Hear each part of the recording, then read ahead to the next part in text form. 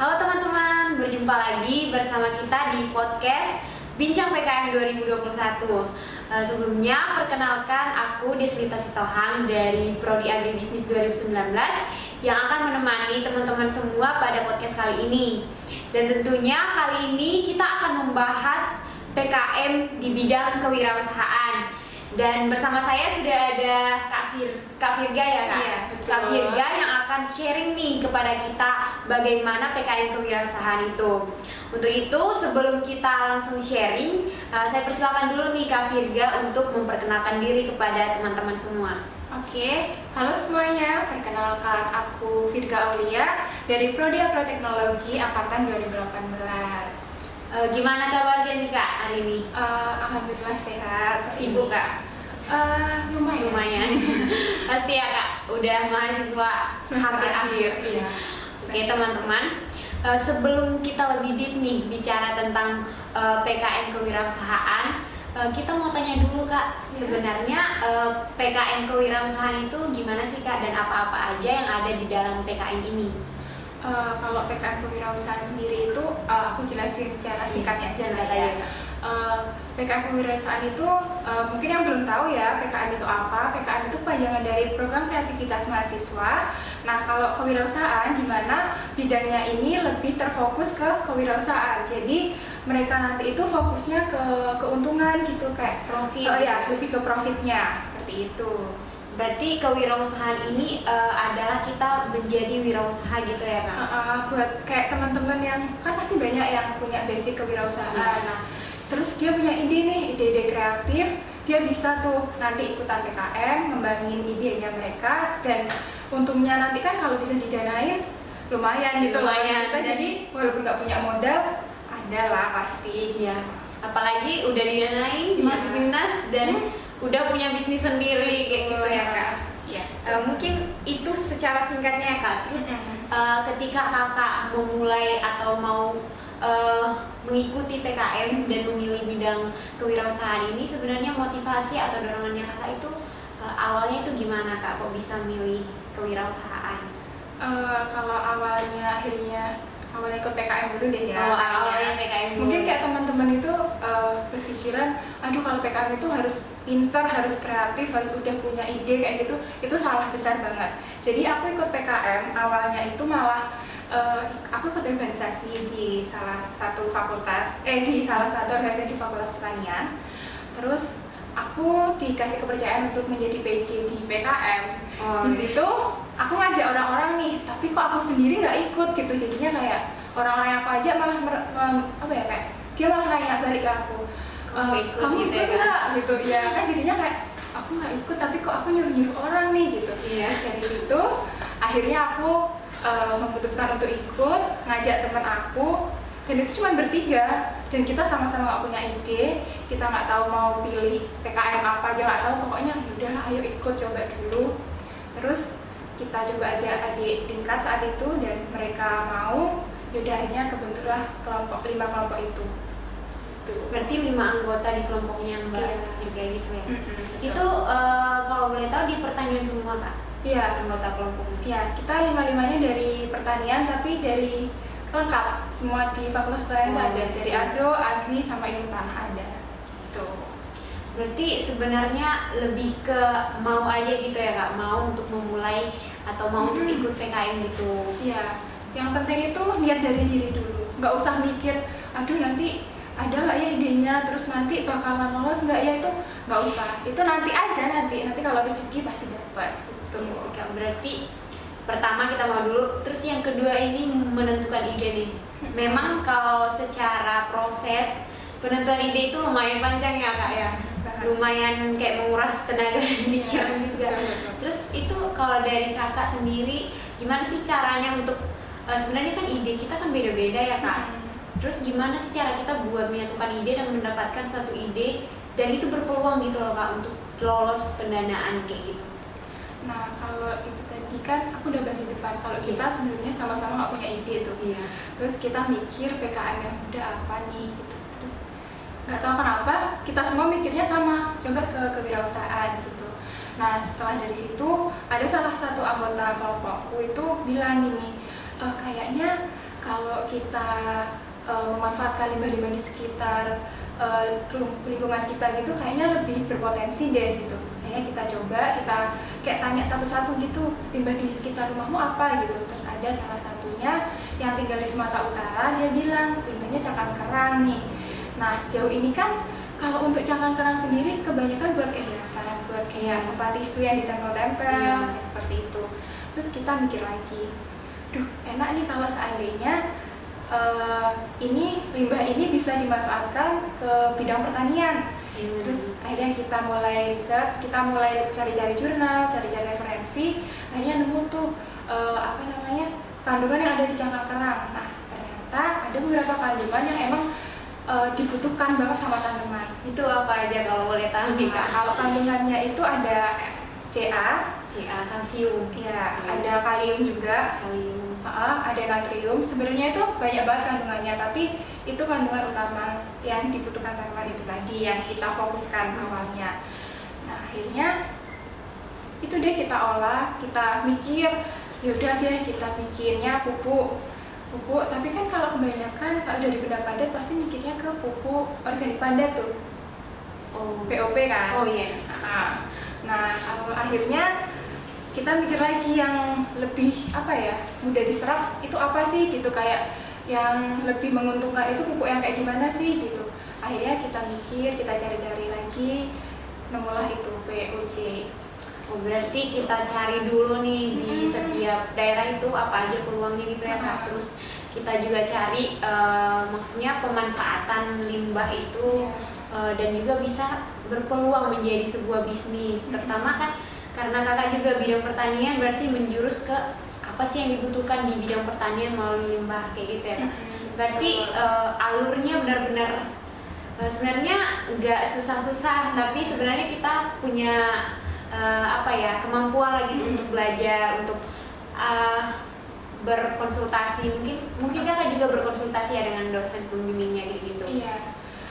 Untuk yang konsultasi dengan dosen itu setelah kita benar-benar yakin sama setelah benar-benar yakin gitu Kak. Setelah benar-benar yakin, kita cari itu dosen yang emang fokusnya ke bidang itu gitu. Jadi kita nggak mau salah nih, ntar ngajak dosen yang bukan fokusnya malah kita sama-sama bingung kan. Akhirnya kita nentuin dan dapetnya dosen di utama gitu. Nah itu juga nih Kak mau aku tanyain kan, ini kan memang kewirausahaan, tapi kan kewirausahaannya dia membentuk sebuah produk yang benar-benar diperlukan gitu loh Kak. Jadi kita perlu uji coba kayak gitu, uji coba ya istilahnya uji coba lab itu perlu nggak Kak?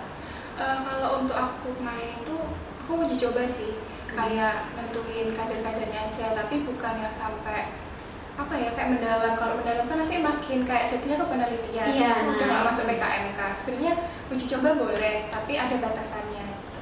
Nah berarti itu sih yang kayak mungkin teman-teman pengen tahu nih bidang kewirausahaan. Cuman kan kewirausahaan itu sebenarnya banyak juga lingkupnya. Misalnya kan ini lebih ke kayak ilmiah gitu, lab gitu ya Kak.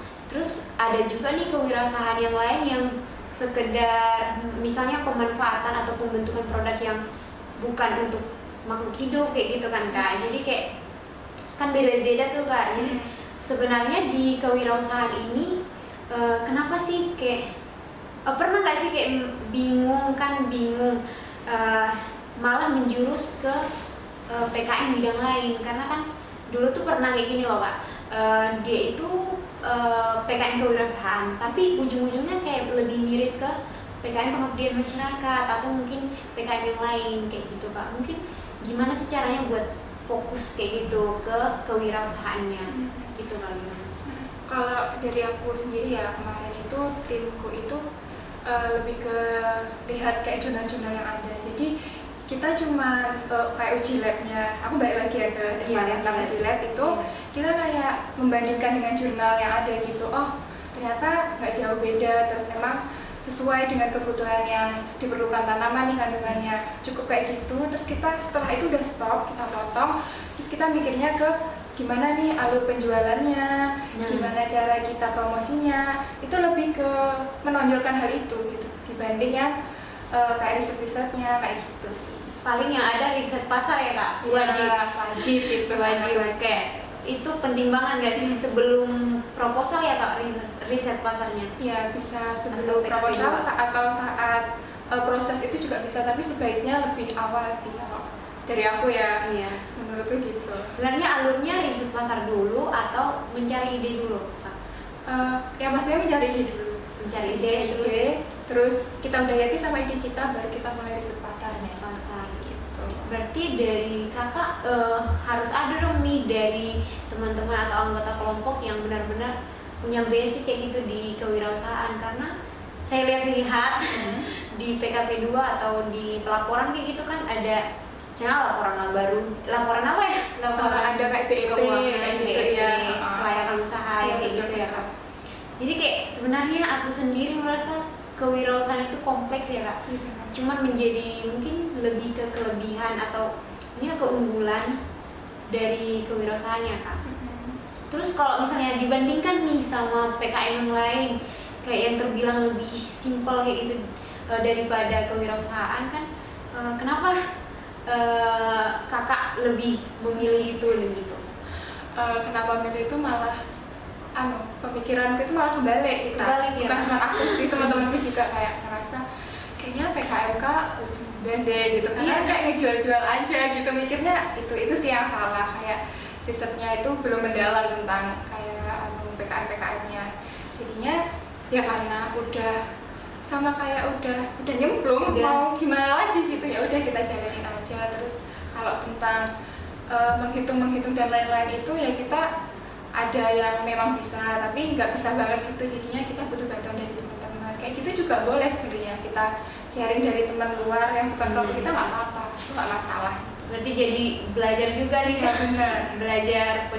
belajar apa namanya, uji lab, terus belajar apa ekonomi juga, dan belajar juga buat pemasaran dan lain-lainnya kan. Cuman mungkin itu jadi nilai plus buat kakak sendiri ya gitu, bisa mendapatkan ide sebagus itu kayak gitu kan Kak. Ya alhamdulillahnya gitu, dan banyak ilmu baru yang didapat sih. Banyak ilmu baru yang didapat. Kalau kemarin tuh judulnya yang pemanfaatan kerang darah itu ya Kak, sebagai pupuk organik cair. Nah itu kan lebih ke bidang, mungkin dari limbah ke bidang pertanian. Nah mungkin dari teman-teman yang menyaksikan podcast ini pengen mencari topik nih Kak, pengen tahu maksudnya gimana sih caranya mencari topik di bidang kewirausahaan yang dia tuh basicnya pertanian gitu. Caranya untuk menentukannya itu kira-kira dari kakak gimana gitu? Iya, kalau topik itu biasanya orang-orang itu kayak mikirnya ya, aku mau bikin suatu judul yang buat banget. Iya. Nah, yang kayak gitu itu yang makanya jadinya si proposal itu nggak kebentukan gitu. Padahal hal-hal kecil yang ada di sekitarmu itu sebenarnya bisa dijadiin judul itu tadi. Kayak aku kayak nggak kepikiran tuh sebenarnya awalnya. Jangan karena mau dijadiin, siapa juga yang mau mikir kayak gitu kan, nggak ada. Tapi karena dari banyak kepala, terus akhirnya kita kumpul jadi satu, kita ngobrol, kita diskusi, gitu tadi. Jadinya lebih ke nggak usah mikirin judul yang luas dulu. Kalau bisa cari permasalahan, terus kamu cari jalan keluar, itu jalan keluarnya itu angkat aja jadi judul kayak gitu. Lebih ke peka aja gitu Iya, Kak, benar. terhadap lingkungan yang ada, terus kebutuhan yang ada di lingkungan itu. Iya. Terus kalau menurut surveiku aja ya Kak, kayak aku lihat tuh di mungkin di PKM di mahasiswa kita aja, PKM kewirausahaan itu lumayan banyak ya Kak. Iya. Terus kayak dan kayaknya susah banget gitu loh Kak untuk masuk ke PIMNAS kayak gitu. Mungkin kakak sendiri pernah nggak sih merasakan kenapa sih, maksudnya apa sih kesulitan di PKM kewirausahaan, terus kenapa maksudnya orang-orang yang mau PKM kewirausahaan itu juga banyak itu pesaingnya kayak gitu. Kira-kira gimana sih kayak perasaannya kakak gitu? Kalau dari aku, menurutku ya itu mungkin mindsetnya hampir sama kayak aku. Ngerasa kalau PKM kewirausahaan itu lebih mudah dibanding kayak PKM-PKM yang lain, kayak harus penelitian dulu, atau kalau pengaduan masyarakat kita harus terjun yang dimana harus mendekatkan diri ke masyarakat. Kalau kewirausahaan itu kita kan ya udah, kita bikin produk, kita jual, singkatnya itu gitu kalau orang belum tahu benar-benar masuk ya, seperti itu. Nah terus kalau nggak lolosnya itu kemungkinan kalau menurutku ya, karena kita kayak perhitungannya itu kurang tepat. Ada yang kayak ya hal kayak gitu tuh emang resiko banget kalau di kewirausahaan. Terus pemasarannya itu masih kurang, itu juga. Soalnya kemarin dari aku juga sempat ditanya seperti itu dan ya agak sulit juga sih ya, apalagi pandemi kayak gini kan untuk pemasaran. Itu udah ada pemasaran ya Kak atau masih dalam proses kemarin punya Kakak? Udah ada pemasaran, cuman belum dalam jumlah besar gitu yang kejual, tapi kita udah ada gitu, udah produknya itu udah ada dalam jumlah besarnya. Cuman namanya produk baru kan pasti kita harus butuh proses buat yang namanya kenalin, yang namanya kita ngepromosiin seperti itu. Iya sih Kak, aku juga awal-awal tuh pengen kewirausahaan, cuman bukan berarti ya aku mengajak teman-teman untuk enggak ke kewirausahaan. Bahkan ini justru ini lebih ke maksudnya kita itu tahu kalau kewirausahaan itu, kalau PKM di kewirausahaan itu lebih punya potensi yang mengembangkan diri kita gitu. Karena aku dulu mikirnya justru berbeda ya sama Kakak. Aku tuh mikirnya udah kayak gini. Karena memang kompleks, tetapi kalau misalnya aku bisa ikut di situ gitu, langsung mikir ya ampun nanti aku bisa punya bisnis baru kayak gitu kan. Kayak yang kemarin di Mbak Aurora, ya itu kan kayak perencanaannya udah benar-benar tahun sekian kita udah punya PT atau perusahaan gitu kan. Mungkin dari Mbaknya juga ya Mbak? Iya kan, hal-hal kayak gitu tuh di PKMK harus harus dipikirkan sampai 2 tahun, 5 tahun kayak gitu harus dipikirkan. Walaupun ya belum tentu, tapi harapannya kan seperti itu yang namanya suatu usaha ya. Iya. Gitu. Berarti lebih ke gimana aja sih kita maksudnya fokus pada hal-hal kecil, tapi juga kita punya usaha gitu untuk menjalankan secara rinci-rincinya itu gimana gitu kan. Apalagi kayak kewirausahaan kan sebenarnya aku dengar-dengar ya Kak, kemarin tuh untuk produk dan yang lebih ke makanan ataupun untuk dikonsumsi kayak gitu yang berhubungan dengan makhluk hidup lebih kecil ya Kak peluangnya untuk masuk atau lolos pendanaan kayak gitu. Karena memang supaya kita itu nggak asal-asalan bikin produk gitu ya Kak. Selain itu kan emang dari tahun ke tahun kalau PKMK itu kebanyakan ya, dari yang aku lihat itu ngajuinnya itu lebih ke makanan. Iya. Sedangkan kalau makanan itu kayak lebih krusial gitu karena kan dikonsumsi yang masuk ke dalam tubuh. Kalau emang nggak diperhitungkan kayak kandungannya, terus itu bersih enggaknya, itu kan juga bahaya. Jadi ya jarang sih untuk saat ini yang untuk PKM saat ini itu untuk PKMK terus ke yang fokusnya makanan ada, cuman nggak begitu banyak.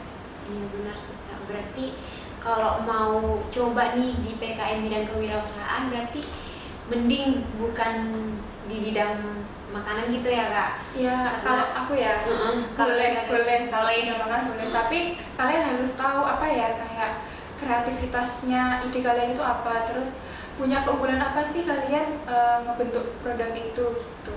Harus memikirkan itu yang nggak boleh sama gitu, kalau bisa jangan yang pernah ada gitu. Iya, harus lebih baik lagi seperti itu.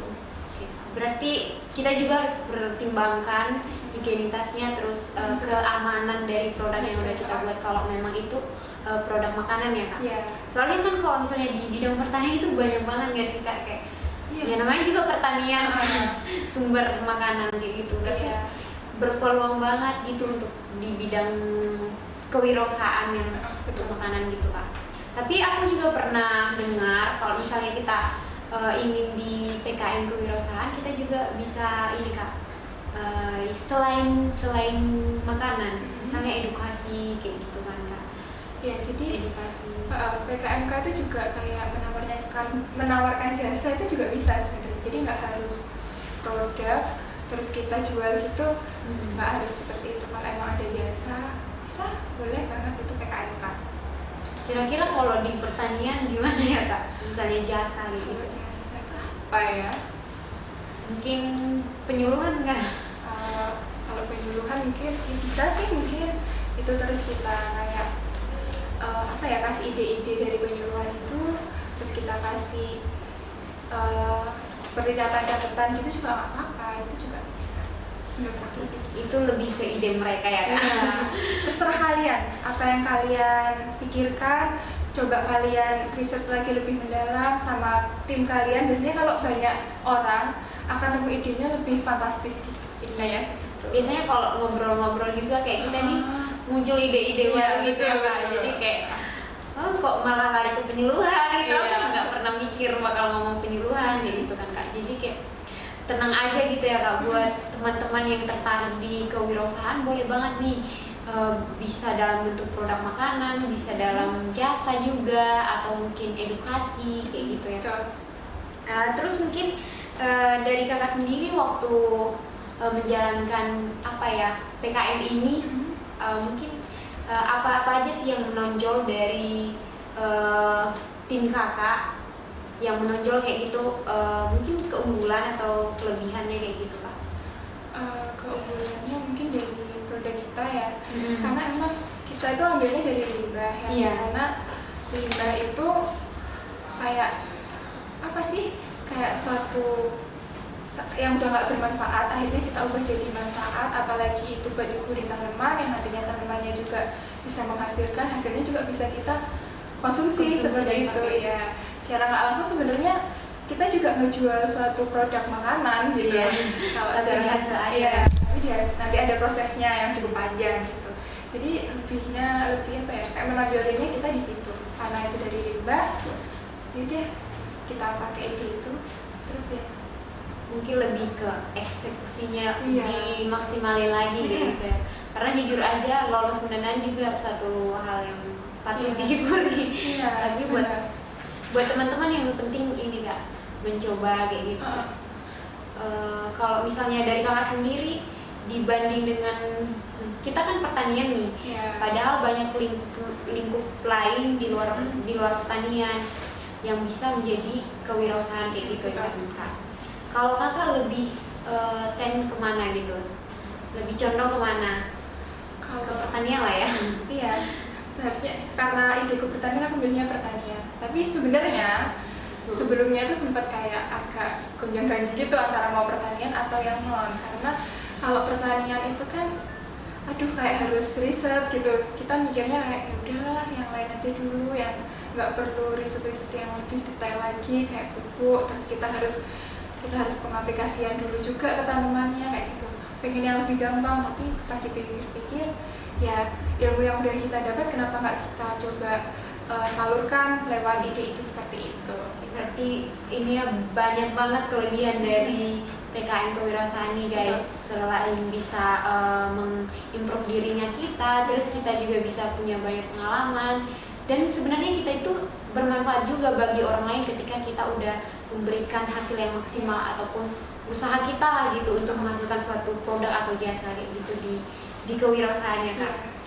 Mungkin saya sendiri juga tertarik nih Kak untuk ikut di bidang kewirausahaan, dan mungkin dari teman-teman juga ada yang udah mulai nih, aduh kayaknya aku mau ikut nih bidang kewirausahaan. Nanti boleh nih langsung sharing-sharing ke Kak Virga secara personal. Mungkin dari Kak Virga ada yang mau disampaikan dulu nih, semangat atau dorongan buat teman-teman yang ada di sini.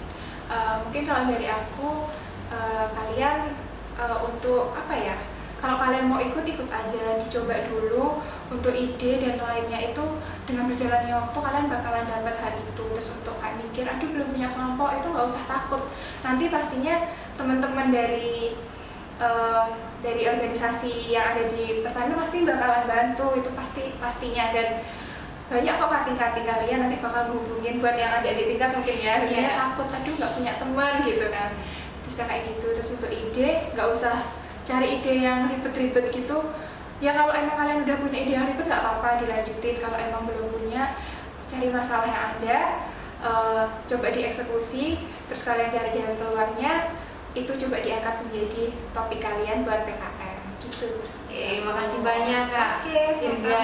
Tepuk tangan dulu dong buat Kak. Oke, mungkin sekian podcast kita hari ini. Sampai jumpa di podcast selanjutnya. Dadah.